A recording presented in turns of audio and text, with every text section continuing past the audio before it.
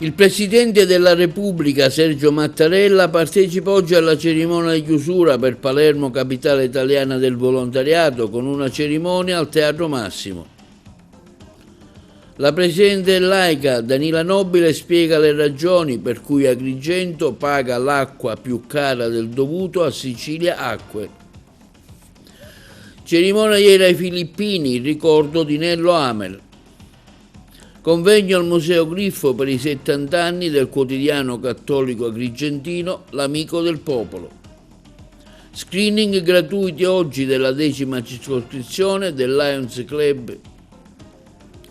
Gli studenti del Liceo Leonardo hanno incontrato la scrittrice Cecilia Sala per la presentazione del suo libro I figli dell'odio. Mercoledì 10 verrà intitolata l'area del front office della direzione provinciale dell'Agenzia delle Entrate a Rosario Livatino. Controlli dei vigili urbani di Agrigento per ripristinare la legalità nel settore del commercio, provvedimento del questore di Agrigento, espulsi 2 immigrati irregolari. L'Agragas incontrerà domenica il Calat di Caltagirone con i 2 nuovi acquisti, derby agrigentini ad Aragona con i Gemini, panoramica degli avvenimenti sportivi della domenica di calcio.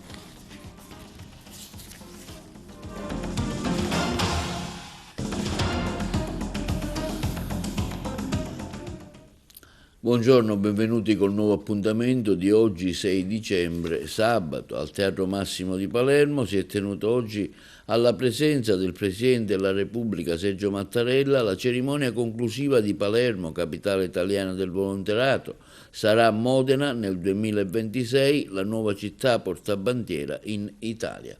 Il servizio dei colleghi di Palermo. Un saluto cordiale ai tanti volontari presenti al Teatro Massimo e a quanti ovunque in Italia si impegnano nell'aiuto al prossimo. Oggi al Teatro Massimo si è svolta la cerimonia di chiusura di Palermo, capitale italiana del volontariato 2025. Alla manifestazione presente il Presidente della Repubblica Sergio Mattarella, il Presidente della Regione Siciliana Renato Schifani e il Sindaco Roberto Lagalla. Mattarella ha sottolineato l'importanza del volontariato, quasi 5 milioni di persone che dedicano il loro tempo a chi ne ha bisogno, un impegno che riflette una comunità non ripiegata su se stessa, un'energia di cui le comunità non potrebbero fare a meno. Negli anni del fango, dell'alluvione di Firenze, terremoti del Belice, Irpinia, un lungo calendario di solidarietà, il volontariato fattore di unità nazionale. Roberto Lagalla ha spiegato che Palermo e la sua provincia hanno mostrato il loro volto più autentico, quello di una terra che da secoli privilegia l'inclusione e l'accoglienza e che oggi vuole testimoniare di sapersi prendere cura dei più vulnerabili ed emarginati, di non rassegnarsi alla violenza e alla cultura mafiosa, di adoperarsi per trasformare le incalzanti criticità attuali in un fattore propulsivo di solidale cambiamento collettivo. Nel corso della cerimonia incisive le testimonianze di giovani protagonisti di percorsi di cittadinanza attiva e di impegno sociale, un esempio del ruolo importante che hanno i giovani nel volontariato in città. Ha partecipato anche una delegazione del Forum Nazionale del Terzo Settore guidata da Niccolò Mancini.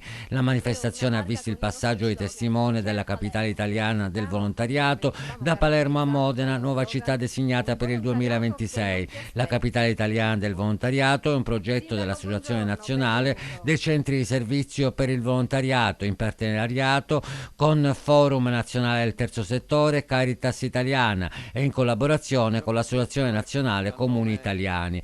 Palermo, capitale italiana del volontariato 2025, è stata promossa da CESVOP, Centro Servizi per il Volontariato di Palermo, Comune di Palermo, Caritas Palermo, Forum Terzo Settore Sicilia, con la collaborazione di ONC e OTC Sicilia, Regione Siciliana, CSV Etneo, CSV Messina e Fondazione Sicilia.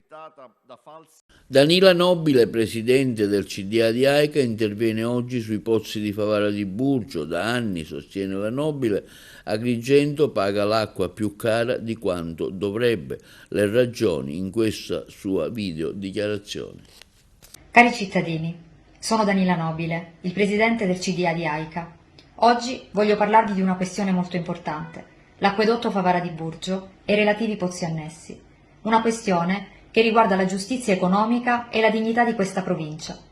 Da anni Agrigento paga l'acqua più cara di quanto dovrebbe e vi spiego perché. Oggi AICA paga 0,696 per ogni metro cubo di acqua acquistata da Siciliacque. Questa è la voce principale che incide sulle vostre bollette. E qui viene il punto. Quell'acqua è della nostra provincia, è acqua dei pozzi Favara di Burgio. E noi la stiamo pagando per riaverla. A novembre 2025 abbiamo scritto alla Regione, a Siciliacque, chiarendo con atti pubblici che il Favara di Burgio non è un acquedotto sovrambito, ma un acquedotto di ambito, cioè di esclusiva competenza dell'ambito di Agrigento. Perché? Perché nasce e preleva risorsa solo nel territorio di Agrigento, perché serve solo la provincia di Agrigento, perché non trasferisce acqua ad altri territori. I pozzi sono locali, il bacino di utenza ricade interamente nell'ambito di Agrigento. Sono parole scritte dal Dipartimento regionale Acque e Rifiuti, nel loro documento preliminare di pianificazione idrica. Abbiamo la direttiva 2060 CE. Non lo diciamo noi, lo dice la normativa e lo dice la geografia. Eppure la regione siciliana ha concesso quel sistema a Siciliacque e noi oggi paghiamo l'acqua dei nostri pozzi come se fosse acqua acquistata fuori provincia. Questo è per noi testualmente errato e illegittimo, perché genera un ingiustificato aggravio economico ai cittadini di Agrigento. Lo abbiamo scritto nero su bianco nella nota inviata a Regione, a Siciliacque e ad ATI questa mattina. Quindi quando aprite la bolletta dovete sapere che pagate l'acqua dei vostri pozzi, come se fosse importata. Se il Favara di Burgio tornasse sotto gestione AICA, si pagherebbe solo la distribuzione e le bollette diminuirebbero, perché non avremmo più il costo esorbitante dell'acqua acquistata da Siciliacque. Cosa facciamo adesso? Adesso abbiamo scritto alla Regione, ad ATI, a Siciliacque, chiedendo il trasferimento del Favara di Burgio ad AICA, come previsto per gli acquedotti di ambito, oppure nelle more una convenzione che garantisca ai cittadini l'acqua del loro territorio senza sovrapprezzi e che preveda la restituzione delle somme già fatturate e pagate a decorrere dal 2021, perché quella è acqua nostra. Non è una battaglia di AICA, questa è una battaglia di Agrigento. Questa questione non riguarda solo un'azienda, riguarda tutti voi, ogni cittadino, ogni famiglia, ogni esercizio commerciale, ogni comune costiero di questa provincia. Per questo chiediamo ai sindacati, alle associazioni dei consumatori, alle associazioni civiche e ambientaliste di affiancarci. Perché questa battaglia non si vince solo tecnicamente, ma si vince soprattutto socialmente. E c'è un concetto che voglio chiarire con forza. AICA non chiede privilegi né rifiuta di pagare l'acqua. Noi vogliamo pagare il giusto. Ma non che i cittadini paghino l'acqua dei loro stessi pozzi come se non fosse nostra. Noi non chiediamo sconti o scappatoie, vogliamo un prezzo equo, trasparente e coerente con la natura dell'acquedotto, perché un conto è pagare la gestione, un conto è pagare per riavere la nostra stessa risorsa ad un prezzo maggiorato. Questo non è sostenibile giuridicamente, né economicamente, ma soprattutto non è sostenibile eticamente. Siamo pronti a pagare bene, ma non accetteremo mai che ad Agrigento venga fatturata la propria acqua come se fosse acqua esterna o privata. Questa battaglia non è per ottenere gratuità, ma è per riaffermare giustizia tariffaria e dignità territoriale. Questa adesso è anche una chiamata pubblica. Oggi vi chiedo questo: schieratevi fortemente con noi, fate sentire la vostra voce. Condividete queste informazioni e fate sì che tutti parlino del Favara di Burgio, perché questa non è una questione solo tecnica, è una questione di identità e di dignità territoriale. Noi non molleremo. Se non otterremo giustizia in sede amministrativa, andremo in sede giudiziaria, come abbiamo scritto negli atti ufficiali. È acqua nostra, è territorio nostro, e stavolta Agrigento non rimarrà in silenzio. Grazie. Ricordato ieri presso il Collegio dei Filippini Nello Amel, un dono per la comunità che ha visto l'intervento di qualificati relatori che hanno voluto ricordare la figura di Nello nel suo percorso politico e sociale. Noi abbiamo seguito la manifestazione. Enzo Di Natali è uno dei relatori di questo momento di ricordo della figura di Nello Amel, un convegno partecipatissimo. Ecco, come nasce quest'idea, quali finalità si propone? Questa idea nasce perché a 2 anni di distanza dalla dipartita di Nello abbiamo pubblicato un libro che ho avuto modo io di curarlo con tanti altri interventi e testimonianze, e lo desideriamo ricordare parlando di questo libro e di quello che è stato Nello, un cristiano esemplare, perché ha coniugato nella sua vita evangelizzazione e promozione umana. Questo apostolato lui lo ha svolto in diversi campi, soprattutto nella politica e nel volontariato. E quindi il libro cosa ripercorre? Il libro riporta una serie di testimonianze di persone che lo hanno conosciuto, lo hanno apprezzato nei diversi settori, soprattutto nel suo impegno politico, e anche c'è un mio saggio che studia tutti gli interventi che lui ha pubblicato negli anni sul giornale L'Amico del Popolo. Cosa viene fuori da questo suo saggio? Viene fuori un uomo che ha saputo coniugare fede e politica, fede e carità, fede e cultura. Viene fuori un uomo della grande coerenza, un uomo che non ha sceso mai ai compromessi, un uomo che ha creduto nel bene comune. Io ho conosciuto Nello ai primi anni 90, si era appena fondata la rete, lui era molto interessato, anche se lui aveva militato nella Democrazia Cristiana e poi nel Partito Popolare. E ci siamo messi a discutere, ci siamo conosciuti, abbiamo approfondito la nostra conoscenza e abbiamo scoperto di avere tante cose in comune, ma soprattutto di avere in comune valori forti, anche la comune appartenenza al mondo cattolico, anche se avevamo fatto percorsi politici diversi. E in Nello io ho subito apprezzato l'intelligenza, la lucidità, la capacità di calare le questioni generali nel contesto locale e soprattutto la capacità e la voglia di fare concretamente il bene della propria comunità. Poi con Nello ci siamo incontrati anche politicamente ai tempi della Margherita e devo dire questo sentimento di stima, di apprezzamento reciproco si è rafforzato. Lui ha fatto tante cose, si è impegnato nel sociale, si è impegnato nell'attività politica e il filo conduttore è stato sempre quello di fare politica con intelligenza e con mitezza. Sì, ho conosciuto Nello Amel non da tantissimo tempo, ma da quando sono entrato nel mondo della politica ho avuto a che fare con lui, una persona molto corretta, non si guardava quando si era con lui mai ai colori politici, ma si guardava soltanto alla vera politica, cioè quali erano le cose da fare, quali erano le sue intenzioni, quali erano gli obiettivi da raggiungere. Tutto sommato Nello era uno di questi, era Nello che si tuffava proprio in quello che lui credeva, ma sempre con massima correttezza, ricorrendo la sua delicatezza. Io lo definisco un giusto. Amel è stato, come ho detto, un meraviglioso testimone di carità. Lo ha fatto da soggetto impegnato in politica, lo ha fatto da persona impegnata nel sociale, dove non arrivava con la politica per portare e affermare il bene comune lo ha fatto impegnandosi direttamente nel sociale.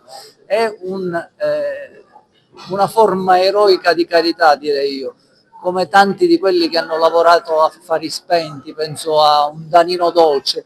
Ecco, Nello Amel non era lontano da una figura come quella lì, testimone di carità, aperto, attento anche alle tematiche ambientali, alle questioni dei più in difficoltà, e quindi oggi l'averlo ricordato in tanti credo che sia il giusto merito, una persona che ha lavorato a affari spenti ma con grande impegno civile.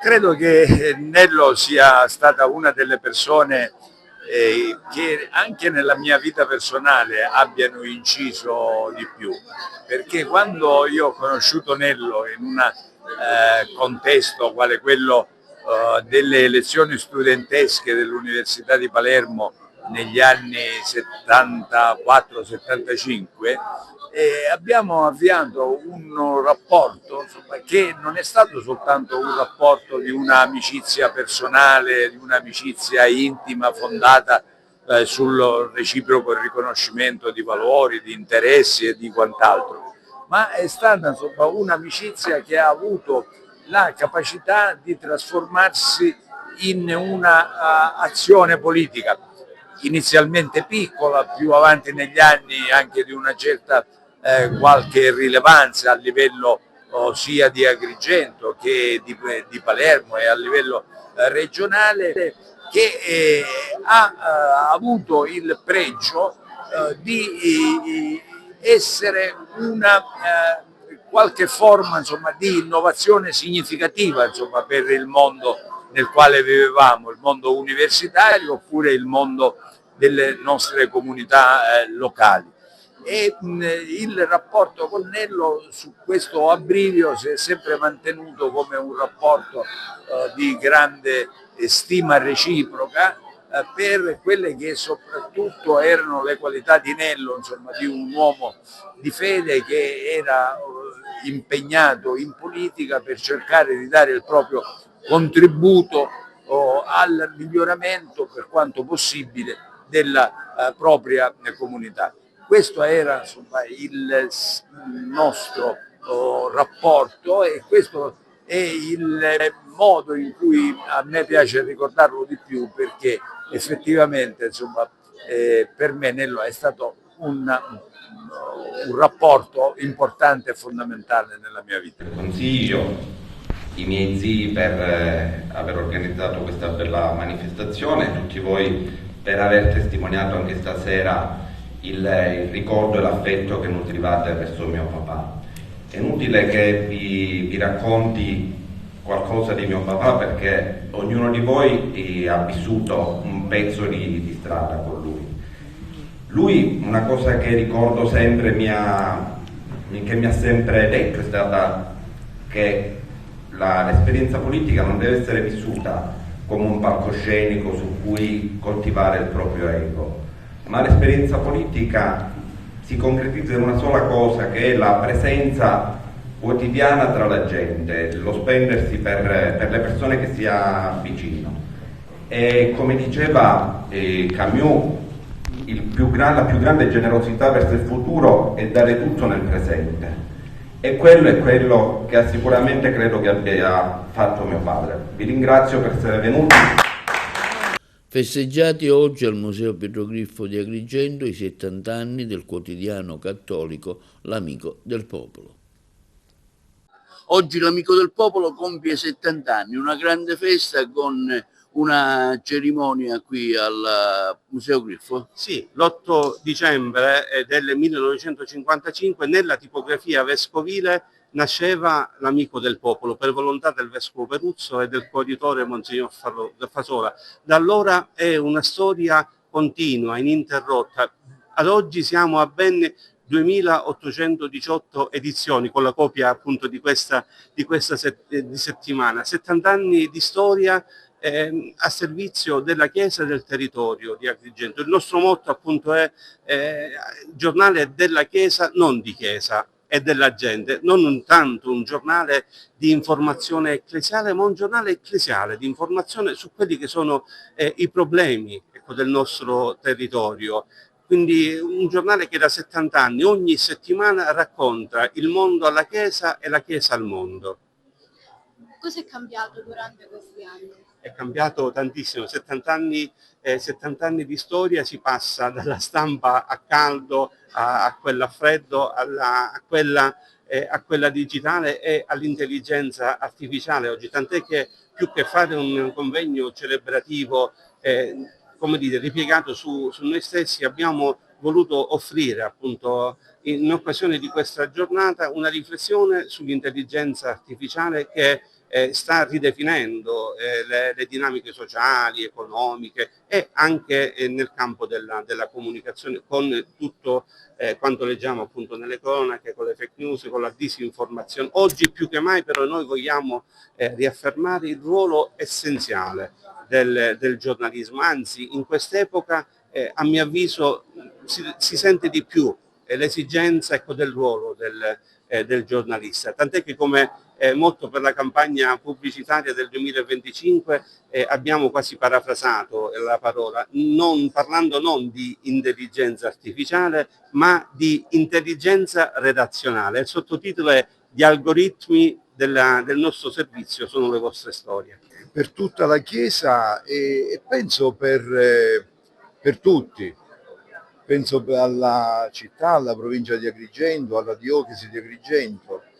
70 anni sono un bel compleanno, no? Che ha di un giornale, l'Amico del Popolo, che ha accompagnato questi 70 anni della vita della Chiesa agrigentina e del territorio agrigentino. L'ha accompagnato intercettandone le risorse, le criticità, indicandone le ferite, no? C'è un editoriale importante di Monsignor De Gregorio sulla mafia, che dovrebbe essere letto, anzi declamato, visto lo stile con cui è scritto più spesso, perché la mentalità mafiosa continua a serpeggiare. Un giornale che ha accompagnato la crescita della Chiesa agrigentina nel periodo postconciliare, con riflessioni puntuali. Merita di aver festeggiato questo compleanno, ed è in questo tempo dove sembra imperare il digitale, lo scrollare le notizie sul piccolo schermo. Ecco, il giornale ci ricorda che se l'informazione, se le notizie si inseguono, fanno un po' a chi arriva prima sul digitale, l'approfondimento, la riflessione rimane legata al cartaceo. Sì, è cambiato tantissimo, però 60 anni fa la Chiesa si confrontava con un documento dei padri conciliari che era l'Inter Mirifica. Significa che la Chiesa si adatta agli strumenti del mondo. Al cartaceo in questo momento si affianca il digitale. Chiaramente finché possibile noi come federazione insistiamo sul cartaceo, perché sappiamo benissimo che il cartaceo significa una storia che si può toccare con le mani, che si può sentire. Però ecco, lo spirito immutato è quello di raccontare le storie delle persone alla luce del Vangelo. Sì, è un momento in cui parleremo di intelligenza artificiale e disinformazione, e soprattutto proverò a spiegare quali sono i rischi che corriamo quotidianamente e che corrono i giornalisti quando c'è la disintermediazione, cioè quando le persone raggiungono la notizia senza un passaggio da parte dei giornalisti. È un momento importante, è un giornale come l'Amico del Popolo, presente da 70 anni attivamente nel territorio, certamente ha dimostrato che l'intermediazione giornalistica è garanzia per il lettore. Alla stampa locale ancora un valore alla luce di questi nuovi social, fake news, intelligenza artificiale? La stampa locale ha sempre un grande valore. Ricordo un incontro quando ero giovanissimo con Leonardo Sciascia che diceva le grandi battaglie si fanno sui territori, e quindi penso che abbia un grande valore. Certo, anche la stampa locale deve entrare in un meccanismo di marketing e di promozione completamente diverso da quello del passato, e quindi ci vuole una commistione fortissima tra il web e il cartaceo. Sono innanzitutto felice di partecipare a questa celebrazione perché faccio parte della famiglia dell'Amico del Popolo, avendo sempre collaborato e collaboro tuttora, perché grazie all'Amico del Popolo sono diventato anche giornalista pubblicista. È un settimanale importante, segue i problemi del territorio e soprattutto ho avuto anche l'opportunità di creare una rubrica Il personaggio della settimana. Quindi l'Amico del Popolo per me rappresenta qualcosa di più e di meglio sul piano giornalistico. Screening gratuiti oggi organizzati dalla 10ª circoscrizione del Lions Club, le interviste di Margherita Trupiano. In occasione della visita del governatore ai soci della 10ª circoscrizione, i club hanno deciso di scendere in campo al servizio della comunità, ed è per questo che oggi i club, i presidenti con i soci e i medici al centro commerciale Città dei Templi svolgono il loro servizio. Si fanno screening sull'Alzheimer, cardiologia, osteopatia, odontoiatria e poi Giovani Leo. Abbiamo i Giovani Leo che con il loro servizio acquisteranno kit per l'emergenza. Abbiamo anche un percorso per la prevenzione stradale. Grazie alle grandi risorse del nostro club possiamo stare vicini ed al servizio della comunità. Carmelina Nobile dell'Associazione Vittime della Strada è presente oggi a questo screening dei Lions. Cosa state proponendo e con quali finalità? A chi vi rivolgete? Noi ci rivolgiamo naturalmente a tutta l'utenza, dai più piccini ai più grandi, perché c'è molto lavoro da fare, si deve partire dai bambini. Infatti oggi siamo qui presenti come Associazione Italiana Familiare Vittime della Strada con un percorso stradale, di simulazione stradale, e abbiamo appunto questa oggettistica stradale segnaletica per i bambini, per chi ancora non li conosce, fare conoscere qual è il semaforo e via dicendo. E poi naturalmente è aperto pure a disposizione dei più grandi con gli occhiali di simulazione stradale alcol test, quindi per cercare di sensibilizzare anche gli adulti, perché non solo, c'è molto ma molto lavoro da fare.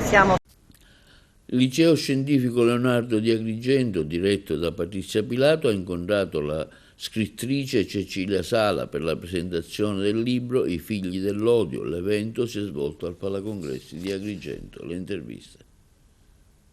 Oggi qui al Palacongressi un incontro con la giornalista Cecilia Sala organizzata dall'Istituto Leonardo nell'ambito delle iniziative culturali avviate durante l'anno scolastico. Sì, per noi oggi è un momento molto importante di educazione civica, ma soprattutto di consapevolezza, perché abbiamo il privilegio di ospitare Cecilia Sala quale testimone oculare di conflitti che interessano purtroppo per ora una parte del mondo e che rappresentano sicuramente un momento importante di riflessione per i nostri studenti. Attraverso la lettura del libro I figli dell'odio abbiamo potuto appurare come Cecilia Sala abbia avuto la capacità di stare lì dove la storia accade, non solo, ma anche di sporcarsi le scarpe nella terra dei conflitti e riportare a noi le storie di vita vera. Quello che oggi mi piace sottolineare è come la testimonianza di chi è stato lì sul posto a vivere anche sulla propria pelle le fratture del Medio Oriente sia importante per dare ai giovani la consapevolezza che la conoscenza è l'unico antidoto all'odio, che per avere una consapevolezza di ciò che accade nel mondo bisogna conoscere, e bisogna conoscere attraverso i giusti testimoni, e io credo che oggi ci sia una vera e propria prova di tutto. Oggi qui ad Agrigento lei racconterà ai ragazzi le avventure che ha scritto nel libro. Ecco, che esperienza è stata quella? È un libro che ho scritto sui miei viaggi in Medio Oriente dopo il 7 ottobre, in un Medio Oriente trasformato, un libro che comincia dalla radicalizzazione di Israele, racconta la distruzione della Palestina e l'umiliazione dell'Iran, racconta le conseguenze di una guerra fuori scala e senza freni che è cominciata dopo il 7 ottobre, che ha riguardato innanzitutto ovviamente i palestinesi di Gaza, anche quelli della Cisgiordania, ma poi tutta la regione, ha comportato la caduta di un regime in Siria, Hezbollah in ginocchio in Libano, l'Iran che è stato bombardato per la prima volta nella sua storia da Israele, e guarda in particolare a una linea di faglia tra generazioni in questi luoghi, perché spesso nelle mie storie, nei miei libri mi concentro non soltanto ma soprattutto sui giovani, perché sono un po' la chiave per vedere anche dove sta andando una società e non soltanto fotografare il presente. Ovviamente lei ha avuto un'esperienza terribile con la prigione, è stata 25 giorni in prigione, insomma, che ricordo di quei giorni? Ma chiaramente è stato il periodo peggiore della mia vita, ma io sono stata molto fortunata e sono molto grata a chi mi ha portato fuori di lì in tempi molto rapidi. Ovviamente non ho mai pensato, mentre ero in quel carcere, che sarei uscita dopo soltanto 3 settimane. E c'è anche questo, perché ovviamente sarebbe stato surreale tacere come è finita quella trasferta di lavoro in Iran nel racconto dei miei viaggi in Medio Oriente. Quindi questo conflitto Putin, queste persone, Putin, Trump, Netanyahu, insomma, non si può vedere la fine di questo momento di guerra, no? Speriamo di vedere almeno dei cessate il fuoco, ce n'è uno, per quanto imperfetto, nella striscia di Gaza, che siano gli uomini in grado di costruire una pace duratura, invece questo purtroppo ne dubito. Linea alla regia per la pubblicità. Le associazioni del progetto civico Tutti Insieme per una città normale, che hanno già ufficializzato la candidatura di Giuseppe Di Rosa a sindaco di Agrigento, intervengono con fermezza sulla gestione del servizio di videosorveglianza ambientale costato al Comune oltre 120.000 euro l'anno, senza produrre alcuna reale ricaduta sul decoro e sulla pulizia della città. I risultati sono pari a zero e la città è nelle condizioni che tutti vedono. Le associazioni dichiarano inaccettabile che Agrigento spenda oltre 120.000 euro per telecamere che non hanno prodotto alcun miglioramento. Chi amministra deve garantire risultati, non contratti costosi e inefficaci. Questo modello ha fallito e va superato immediatamente. Le associazioni chiedono inoltre che il Comune renda pubblici i numeri reali del servizio, quante sanzioni sono state elevate, quanti abbandoni individuati, quanti interventi attivati grazie alle telecamere. Fino a oggi nessuna risposta. Mercoledì 10 dicembre verrà intitolata a Rosario Livatino l'area front office della direzione provinciale di Agrigento al Viale della Vittoria. Prima di entrare in magistratura, il giudice ucciso alla mafia il 21 settembre 1990 era stato vice direttore dell'ufficio del registro della stessa città. La cerimonia di intitolazione inizierà alle ore 16, prenderanno parte tra gli altri il procuratore capo della Repubblica Giovanni Di Leo, il presidente del Tribunale di Agrigento Giuseppe Melisenda Giambertoni, il prefetto di Agrigento Salvatore Caccamo, la direttrice regionale dell'Agenzia alle Entrate Claudia Cimino e il direttore della DP di Agrigento Gianfranco Antico, padre Giuseppe Livatino, primo postulatore della causa di beatificazione di Rosario Livatino.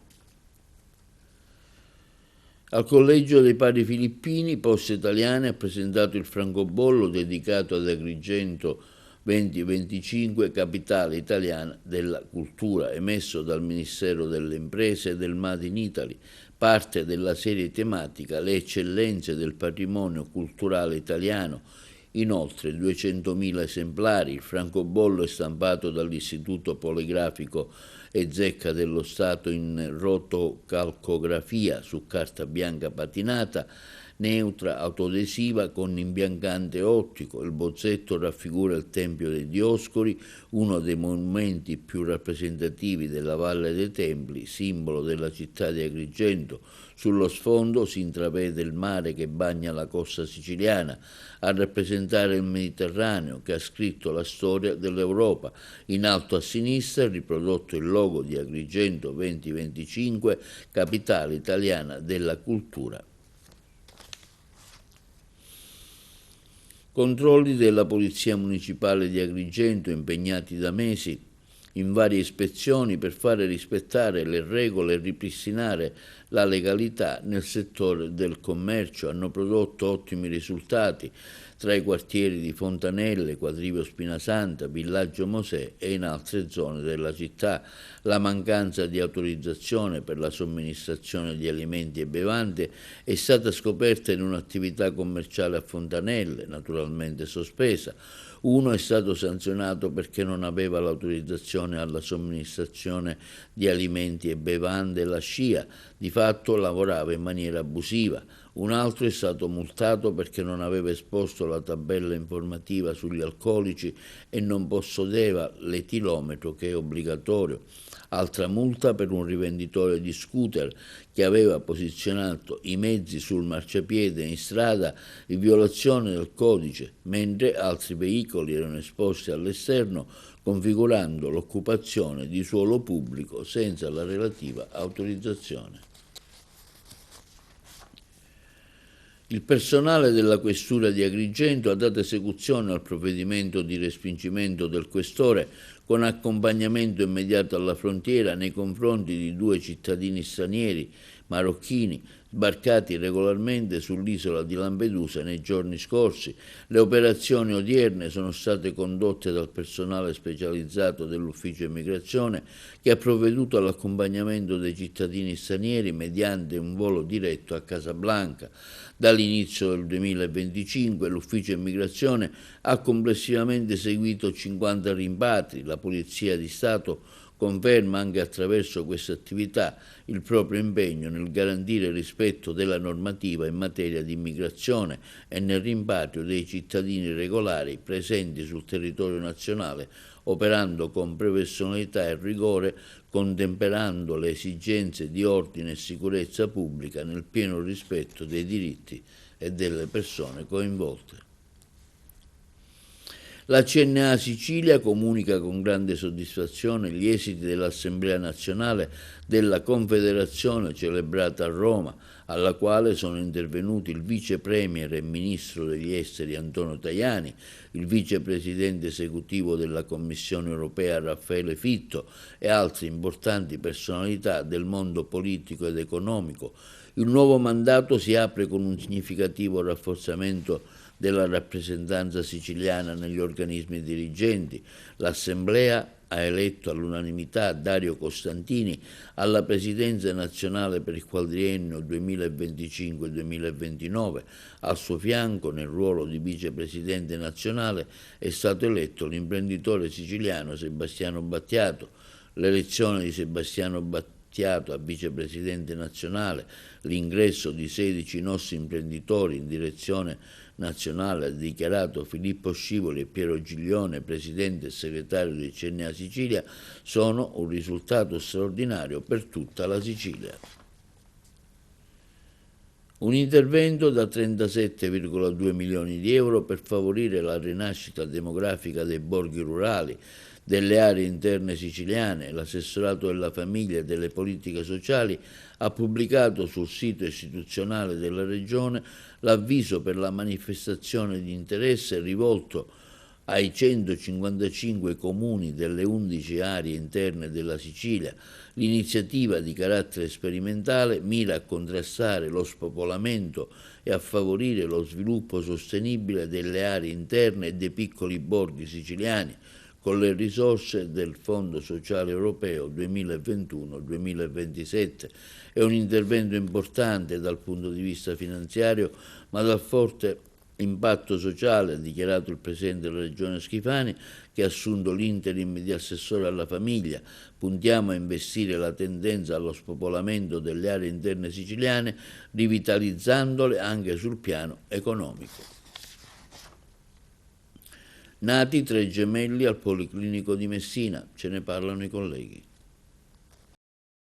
Stanno bene e torneranno presto a casa i 3 gemellini nati qualche giorno fa al Policlinico di Messina. 2 maschietti di 1,3 kg e 1,840 kg e una femminuccia di 1,120 kg. La mamma, 31 anni, è stata seguita dai professionisti dell'unità operativa complessa di ginecologia e ostetricia, diretta dal professore Stefano Cianci. Il parto, un cesareo programmato alla 33esima settimana. si inserisce in un anno particolarmente positivo per l'azienda ospedaliera universitaria, che registra un trend di crescita delle nascite, 16 parti in più rispetto allo stesso periodo del 2024. La gestione di un parto trigemellare a 33 settimane, sottolinea il professore Cianci, richiede elevata preparazione, coordinamento multidisciplinare e tempistica clinica. Il risultato ottenuto conferma l'eccellenza e la sicurezza dell'assistenza materno-infantile del nostro policlinico. La collaborazione tra ostetricia, anestesia, neonatologia e terapia intensiva neonatale è il vero punto di forza del nostro lavoro. Ringrazio tutto il personale coinvolto per la professionalità e il continuo impegno nell'assistenza alle madri e ai neonati. Anche la professoressa Eloisa Gitto conferma l'andamento positivo del decorso dei piccoli. Sono stati sottoposti a monitoraggio continuo dei parametri vitali e a controlli specifici per garantire un corretto adattamento alla vita extrauterina. 2 di loro hanno ricevuto un supporto respiratorio non invasivo. Dopo la dimissione saranno seguite nei nostri ambulatori. Soddisfazione anche da parte del direttore generale Giorgio Giulio Santonocito. Questa è una bella notizia non solo perché rappresenta un segnale positivo in un contesto nazionale caratterizzato da denatalità, ma anche perché valorizza il ruolo del nostro punto nascita che, in quanto ospedale universitario, dispone di tutte le specialità necessarie per assistere al meglio mamme e bambini. In sala operatoria il dottore Alessandro Mondo, la dottoressa Annalisa Arretto, la dottoressa Alessia Torre e l'ostetrica Marzia Costanzo. Fondamentale il supporto dell'anestesista dottore Francesco Poliatti. Subito dopo la nascita i bimbi sono stati presi in carico dai professionisti dell'unità operativa complessa di patologia neonatale e TIN, diretta dalla professoressa Gitto. Ad assisterli la dottoressa Raffaella Mallamace, la dottoressa Carmen Damiani e gli infermieri Davide Papale e Eliana Cordaro.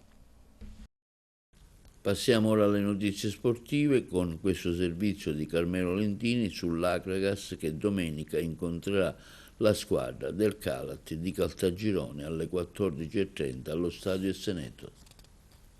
Akragas in trasferta a Caltagirone contro il locale Calat per riprendere il filotto di vittorie interrotto da un paio di settimane, il quale ha rallentato anche la corsa al vertice. 2 punti sopra la compagine Templice adesso il Priolo, avversario che verrà affrontato, lo ricordiamo, domenica 21 dicembre in terra siracusana.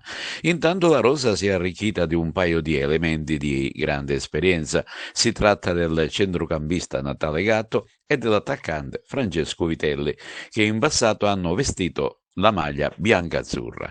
La società attende una grande reazione e i 2 innesti rendono più competitiva la rosa messa a disposizione del tecnico Sebi Catania, che li avrà a disposizione sin da questa trasferta. A proposito di quest'ultimo, in occasione dell'ultima gara interna con lo Scordia, ha rimediato una lunga sconfitta che dovrà scontare sino al 1 marzo del 2026. Uno stop mal digerito dalla società biancazzurra che nei prossimi giorni contesterà con un reclamo. Al suo posto in banchina ci sarà Dino De Rosa. La gara del Pino Buongiorno è stata affidata a Gaspare Carol Tuzzolino di Palermo, con assistenti Marta Di Franco di Palermo e Alassane Pirrone Berri di Catania. Il fischio d'inizio è programmato alle ore 14:30. Nel girone alto russo si vivrà una domenica di grande calcio. Infatti è in programma il big match tra le 2 capolista, Aragona e Gemini. Entrambe imbattute cercheranno di superarsi a vicenda nel tentativo di tentare la fuga in campionato.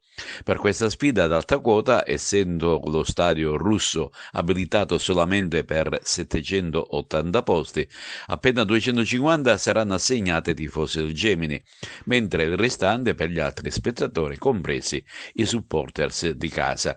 Questa sfida, che si giocherà a partire dalle ore 14:30, è stata assegnata a Giuseppe Castrovinci di Palermo, con assistenti Antonio Lalomia di Enna e Giusto Leone di Palermo. Ed ora spazio alle interviste della vigilia. Direttore, presentiamo i nuovi arrivi, anche se di tante presentazioni non hanno bisogno perché sono dei ritorni, graditi ritorni all'Akragas. Si è puntato di riportare all'Akragas 2 giocatori che sono pronti, che conoscono la piazza e che quindi possono essere subito inseriti nel progetto. Ma è sicuramente così, sia Natale che Francesco non hanno bisogno di presentazioni, sono calciatori e volti noti al calcio dilettantistico regionale e non.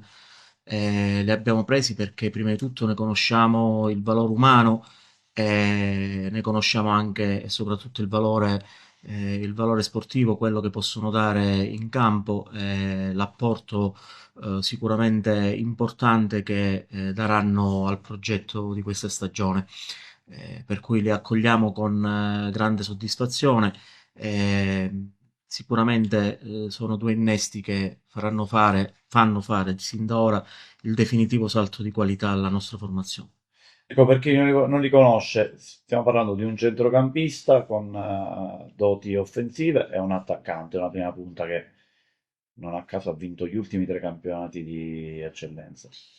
Probabilmente sulle caratteristiche poi parleranno meglio loro, però Natale è un centrocampista duttile, un tuttocampista probabilmente, però meglio non l'abbiamo preso conoscendo le sue caratteristiche, può giocare davanti alla difesa come anche da mezzala.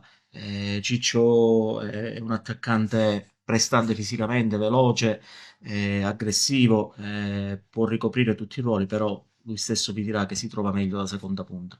Ecco, cominciamo con Francesco. Francesco, ti è mancata Agrigento? Guarda, sì, ti devo essere sincero, sì, anche quest'estate, essendo che con l'avvocato Rosato c'è un'amicizia che va al di là del calcio, anche con suo figlio, ci siamo sentiti spesso e diciamo sono rimasto affezionato sia alle persone che oggi ritrovo come compagni di squadra, alcuni, che sicuramente alla piazza, alla tifoseria, diciamo tutto l'ambiente Akragas. Come stai fisicamente? Sei già pronto? No, sicuramente diciamo ero in attività, poi diciamo questi giorni sono stati un po' turbolenti, però diciamo che sì, sono pronto a mettermi ovviamente a servizio di una squadra già completa e forte, quindi ci tenevo Diceva prima il direttore che tu preferisci giocare come seconda punta, anche in un tridente ti adatti. No, diciamo che il mio ruolo naturale è giocare a 2 punte, poi negli anni mi sono sempre adattato o da esterno o da punta centrale, però diciamo non sono il tipo di attaccante che vive per il gol. Io vivo per fine anno per diciamo essere vittoriosi poi alla fine della stagione. Faccio a te la stessa domanda, che cosa significa ritornare ad Agrigento e se ti è mancata questa piazza? Allora, intanto buonasera a tutti. Inizialmente vorrei ringraziare l'avvocato Rosato e tutta la società dell'Akragas per questa chiamata importante. Ritornare in una piazza come Agrigento per me, innanzitutto è un motivo d'orgoglio. Quello che posso dire è che voglio riprendere quello che ho lasciato 13 anni fa, quando sono stato qui da under. Ora sono passati tanti anni, però con la stessa ambizione di 13 anni fa, per cercare di portare questa città nelle categorie che merita. Hai seguito il campionato in questa prima fase? Hai visto un po' che cosa è successo? Sì, io diciamo da quando ho giocato qui, ripeto, 13 anni fa seguo la pagina e ho sempre seguito l'Akragas. Purtroppo negli anni è stata sia fortunata che anche sfortunata, però da quest'anno c'è un bellissimo progetto, appunto, che la società stanno facendo molti sacrifici per riportarla dove merita, e quindi noi siamo qui per portare questo progetto avanti con molta ambizione e con tante vittorie. L'Aragona Calcio domani incontrerà il Gemini, entrambi in testa al campionato. Le interviste di Davide Sardo. Mister Carmelo Giordano, ci siamo. Domenica la partitissima contro il Gemini. Che valore hanno i 3 punti in palio? Hanno il valore delle altre partite, sappiamo di incontrare la squadra che per budget, per tradizione, per organizzazione, per la qualità della rosa, dello staff tecnico, del direttore sportivo, questo ragazzo che stimo tanto, squadra che alla vigilia batte tutti i pronostici ed è giusto che sia così perché la piazza merita categorie superiori. Noi stiamo vivendo un sogno, è chiaro che abbiamo segmentato questo percorso con sacrificio, con umiltà, dal 18 di agosto che lavoriamo sodo per giocare questo tipo di partite, abbiamo la fortuna di giocarla noi, abbiamo avuto anche un rendimento importante e abbiamo fatto in modo che con questo rendimento il campionato a dicembre sia ancora aperto e questo è un merito che va dato all'Aragona. Una partita che si prepara da sola, si affrontano le due migliori formazioni finora del campionato. Come l'avete preparata questo match così importante? L'abbiamo preparata con la stessa concentrazione, con la stessa cura dei particolari. È chiaro che domenica ci deve essere un margine di errore pari a 0 per uscire indenni da questa partita. Non faremo l'errore che abbiamo fatto con l'Akragas, dove forse abbiamo sentito troppo l'impegno e il blasone dell'avversario e non siamo scesi in campo. Siamo ovviamente da quella data ad oggi siamo una squadra più matura, più consapevole dei propri mezzi e penso che i ragazzi disputeranno una grande partita al dispetto e al cospetto di un pubblico numeroso. Spero che sia una bella giornata di sport. Ecco, il fattore campo, il collettivo dell'Aragona può fare la differenza? Questa è una squadra che ha espresso bel calcio sia dentro che fuori, quindi diciamo che non mi piace far passare il messaggio che questa squadra in casa gioca in una maniera e fuori in un'altra maniera. Noi giochiamo ad Aragona, 3 punti valgono 3 come se giocassimo fuori casa, però abbiamo dalla nostra il 12° uomo in campo, avremo domenica il pubblico e le grandi occasioni, quindi è un appuntamento che non vogliamo fallire. Per noi il Gemini rappresenta l'Università del Calcio e noi speriamo di essere in grado di superare questo esame. Cresce l'entusiasmo in Casa Aragona per la partitone domenica contro il Gemini qui ad Aragona, in palio punti per la promozione in eccellenza. L'Aragona è pronta? Ah, ma certo, assolutamente sì, i ragazzi si stanno allenando con grandissima intensità, li vedo tutti molto concentrati, molto sul pezzo, sanno dell'importanza della gara di domenica, domani mattina faremo l'allenamento di rifinitura e quindi ci faremo trovare pronti per questo importante impegno. Che partita si aspetta, Presidente? È una partita che è sicuramente aperta a qualsiasi risultato, quindi tutto può succedere, sono gare che si preparano da sole dal punto di vista mentale, però secondo me la porterà a bordo chi sbaglierà di meno. Quanto sarà importante il fattore campo? Quello sicuramente sì, perché domenica prevediamo il sold out qui al Totorusso, i tifosi sono carichi, come vedete alle mie spalle stasera sono venuti qui ad incoraggiare la squadra e quindi l'Aragona storicamente in casa esprime sempre delle grandissime prestazioni e speriamo di ripeterci anche domenica. Secondo lei cosa può fare la differenza domenica? Probabilmente le giocate dei singoli, noi abbiamo tanta qualità e sono sicuro che domenica questi ragazzi la metteranno tutta in campo. Il suo appello ai tifosi biancoazzurri qual è? Ma intanto quello sicuramente di venire qui e divertirsi, ma questo lo dico anche ai tifosi avversari, perché deve essere una gran bella giornata di sport, a prescindere di quello che sarà il risultato che uscirà dal campo. Quindi ci dobbiamo divertire e dobbiamo gioire ognuno per i propri colori. Parliamo adesso degli altri incontri di calcio che interessano la nostra provincia, dalla Serie D all'eccellenza, alla prima e alla seconda categoria. Il collega Lentini.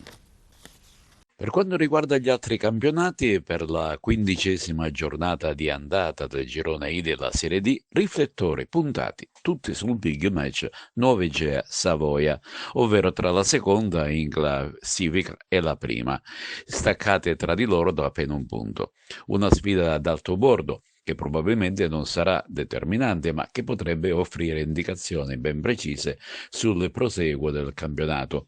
Merita un'attenta considerazione il derby tra l'Enna e la Nissa, con quest'ultima squadra che ha cambiato allenatore. Infatti ricordiamo è andato via Lello di Napoli e al suo posto è arrivato Francesco Di Gaetano, entrambi ex allenatori dell'Acregas. Il Castrum infine sarà impegnato a Gela in una gara dove si scontreranno due squadre in cerca di punti importanti. Nel campionato di eccellenza Girone A eccelle il Licata in classifica generale e questo turno giocherà al Dino Liotta contro il Castellammare. Gioca in anticipo a Partini col Camarat, mentre l'Unitas Sciacca sarà impegnato a Trapani contro l'Accademia. In prima categoria Girone B sarà derby della montagna tra Cianciana e Alessandria della Rocca, mentre l'Empedoclina sarà ospite della Belsitana. E concludiamo con il campionato di seconda categoria, Girone B, sarà derby Bovo Marina Montallegro River Platani, mentre il Favara ospita il Giuliana. Infine il capolista Atletico Caccamo sarà impegnato in casa contro il Rocalia. L'Interclub Xavier Zanetti di Ribera organizza per il giorno 10 dicembre, mercoledì, un party di Natale con il famoso giocatore interista Maicon Douglas. L'evento si terrà presso la Villa Paladini alle ore 19. Nel corso della serata anche momenti di animazione, DJ set, estrazione dei premi. A comunicarlo il presidente dell'Interclub riberese Antonino Paranunzio. Prevista anche una cena con la partecipazione del vincitore del triplete, aperta anche a chi vuole trascorrere una serata con Maicon. Ricordiamo che Maicon in nerazzurro ha conquistato 4 scudetti, 2 Coppe Italia, 3 Supercoppe Italiane, una Champions League, un mondiale per club, successi di squadra uniti a riconoscimenti personali. Nel 2010 fu inserito nella squadra dell'anno UEFA vincendo il premio di miglior difensore.